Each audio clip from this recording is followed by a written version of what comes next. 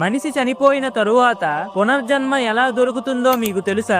మనిషి చనిపోయాక యమదూతలు వచ్చి ఆత్మను యమలోకానికి తీసుకొని వెళ్తారు. యమలోకంలో యమధర్మరాజు ఆత్మ యొక్క మంచి చెడులను లెక్కబెట్టి ఆత్మ పూర్వ జన్మలో చేసిన కర్మల ఫలితంగా 4 లోకాల్లో ఏ లోకానికి పంపించాలో అని నిర్ణయిస్తారు. అందులో మొదటిది వైకుంఠం. ఈ వైకుంఠంలో ఎన్నో మంచి పనులు చేసి చీమకి కూడా కీడు తలపెట్టని ఆత్మలను పంపిస్తారు. రెండో లోకం స్వర్గలోకం. ఎవరైతే భూమిపై న్యాయంగా ధర్మంగా జీవించి ఉంటారో వాళ్ళు ఈ స్వర్గలోకానికి వెళ్లి కొన్ని రోజులు అక్కడే ఉండి తిరిగి భూమిపై మనిషి రూపంలో పుడతారు. మూడవది పితృలోకం. ఈ లోకంలో ఆత్మ చేసిన పాపాలను ప్రాయశ్చిత్తం చేసుకుంటుంది. అంతేకాకుండా పితృలోకంలో ఆత్మ తన పూర్వీకులతో కలిసి వారితో పాటు భూలోకంలో మనిషి రూపంలో జన్మిస్తుంది. చివరి లోకం నరకలోకం. ఈ లోకంలో పాపాలు చేసే వాళ్లను, మోసాలను చేసే వాళ్లను, జంతువులను హింసించి బలిచ్చే వారిని నరకలోకానికి తీసుకొని వస్తారు. ఈ నరకంలో ఆత్మలు వారు చేసిన పాపాలకు శిక్షను అనుభవించి